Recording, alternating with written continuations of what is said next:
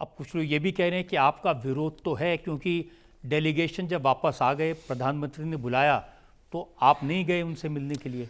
समझना यह है कि आप नरेंद्र मोदी को देश समझते या देश में हम सबको समझते। आप देश अलग है ना, मुल्क के लिए हम लोग गए, हम किसी प्राइम मिनिस्टर के लिए नहीं गए। अगर प्राइम मिनिस्टर के लिए जाना तो हम जाते नहीं थे। हम जहां पर वतन अजीज की बात है हमने कहा बिल्कुल जाएंगे, कंट्री के लिए गए। बल्कि 2012-13 में एक ट्रैक टू डिप्लोमेसी में यशवंत सिन्हा साहब और मणिशंकर साहब, हम तमाम एमपीज को लेकर गए थे, बीजेपी के एमपीज थे उस वक्त। वहां पर भी पाकिस्तान के टीवी चैनल पर मैंने उनको खरी खरी सुनाया हूं। तो ऐसा नहीं है कि हम लोग जाकर अपना व्यू पॉइंट भूल जाएंगे। तो कंट्री के लिए गए। आप देश में आए हैं तो यकीनन बीजेपी के खिलाफ थे और खिलाफ ही रहेंगे और बोलते रहेंगे। अब कांग्रेस के लोग तो कह रहे हैं कि जिस तरह से आतंकवादी खुलेआम घूम रहे हैं, उसी तरह से हमारे एमपीज अलग अलग मुल्कों में खुलेआम घूम रहे थे। अब देखिए, ये बयान जो है जनाब जयराम रमेश साहब ने दिया, ठीक है, उनको अपने पार्टी के जो एमपीज गए वो शायद उनसे बनती नहीं है उनकी, मगर वो ये भूल गए कि सुप्रिया सूले उनके इंडिया अलायंस का बहुत बड़ा हिस्सा है, डीएमके की हमारी बहन कनीमोजी उसका बहुत बड़ा हिस्सा है। उनके अलाइज गए तो फिर उनको आप क्या करें। ठीक है, हम तो भारत की बी टीम है तो वो कोई बात नहीं हमको, मगर ये जो इनके अलाइज गए उस पर तो सोच लेते। इस तरह का बयान देने से आप क्या फायदा कर रहे हैं भाई? आतंकवादी घूम रहे, हम भी कह रहे हैं उनको ऑपरेशन सिंदूर उस वक्त तक खत्म नहीं होगा जब तक वो 4 जालिम पकड़े जाएंगे। मगर आपके एमपीज पार्टी के, आपके इंडिया अलायंस के लोग चेयरमैन बन के गए हैं, तो आप इस तरह का बयान दे रहे हैं तो बड़ी अफसोसनाक बात है। एक नेता ने यह भी कहा कि मोदी जी ने एक ट्रैवल एजेंसी खोल दी है और सैर सपाटे के लिए इन एमपीज को भेज दिया है पूरे मुल्कों में। नहीं, आइंदा जिसने कहा उनको ही चेयरमैन बना के भिजाना चाहिए।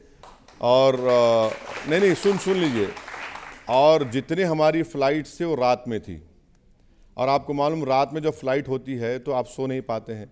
अब सुबह में आप टाइम डिफरेंस है, जैसा अब अल्जीरिया 4 घंटे आगे है। दोपहर में हम पहुँचे, एक फ्राइडे का दिन था, 2 बजे, 5 बजे हमको कहा गया चलिए एम्बेसी में आप लोगों को मुलाकात है। तो कोई सैर तफरी हुई नहीं। कहाँ सैर तफरी हुई? अगर इसको आप सैर तफरी कहते हैं तो बड़ी गलत बात है। मैंने आप खामखा आपके जो पॉलिटिकल डिफरेंसेस उसको रखिए, बोलिए, मैं जानता हूं कि आपका डेमोक्रेटिक राइट है, मगर हमारा ग्रुप की हद तक मैं कह सकता हूं कोई सैर व तफरी करने नहीं गया था। वो वीडियो दिखा रहे थे कि एक मेंबर गाना गा रही हैं। नहीं, देखिए, मैं ना गाने सुनता हूं ना मुझे गाने सुनने का शौक़ है। मैं तो इन लाइटर वे मैं ये चाहूँगा कि आप मुझे सुने।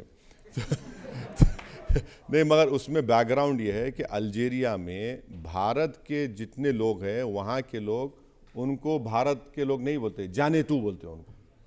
अब हम भी परेशान हो गए, एयरपोर्ट पे हैं, जाने तू जाने तू। मम्मी पूछे क्या है ये, क्या हो रहा है, जाने तू क्या। तो वो मालूम ये हुआ कि 1960 में एक शायद आप आपकी जवानी का पिक्चर होगा, तो वो उसमें वो पिक्चर बड़ा मशहूर हो गया, उसका एक गाना मशहूर हो गया। तो वहाँ की फॉरेन अफेयर्स स्टैंडिंग कमेटी के चेयरमैन बड़ा पावरफुल होता है, उन्होंने हमको रात में खाने की दावत दी। वो प्रोग्राम में नहीं था, उन्होंने कहा कि नहीं आना चाहिए। तो वहाँ पर उन्होंने जिक्र किया उस पिक्चर का, तो वो बीजेपी के एक एमपी साहब मेरे बाजू बैठी थी। अब उसने कहा कि वो गाना अच्छा था, तो बोले मुझे याद है। अब वो अचानक उन्होंने 1-2-3 उसके लाइंस पढ़ दिए। तो अब उस पर अगर कोई कह रहा है, वैसा कोई प्लान नहीं था, वो प्लान नहीं था।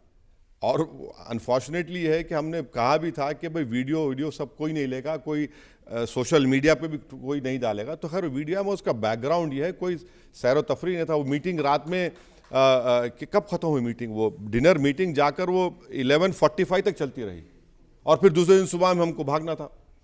तो ऐसा कोई गलत उसको जो प्रेजेंट किया जा रहा है वो सही नहीं है। जनता फिर सवाल और ले सकते हैं। हाँ।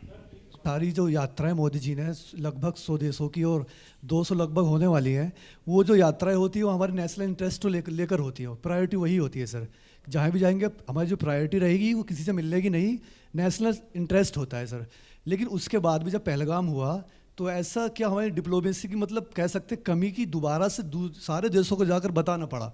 क्या वो जो यात्राएं हुई थी उनसे कोई फ़ायदा नहीं मिला सर? मेरा सवाल यही है। हमारी जो फॉरेन अफेयर्स के ऑफिसर्स हैं वो बड़े काबिल लोग हैं, तो हमको इस तरह से एक हम जनरलाइज करके एक स्टेटमेंट नहीं दे सकते उनके ऊपर। वो बहुत बेहतरीन काम कर रहे हैं, मगर एक बात याद रखिए, अगर हमारा देश में अमन मजबूत होगा, इंसाफ होगा, और हम वाकई में सबसे बड़ा ख़तरा हमको चीन से, याद रखिए, और हमारी इकोनॉमी को 10% के ऊपर हम ग्रो करेंगे, तो ये हमारे लिए बहुत बड़ा चैलेंज आप लोगों के लिए, हमारे लिए, सबके लिए है कि हम वो काम करें। सर अब ये है कि आप बाहर गए थे कहीं, आपका पॉलिटिकल जो बीजेपी का है वो वैसा ही रहेगा कि आपका चेंज रह जाएगा विचार? हम बीजेपी को रिप्रेजेंट करने नहीं गए, एक बात दिमाग से निकाल दीजिए, हम देश को रिप्रेजेंट करने के लिए गए।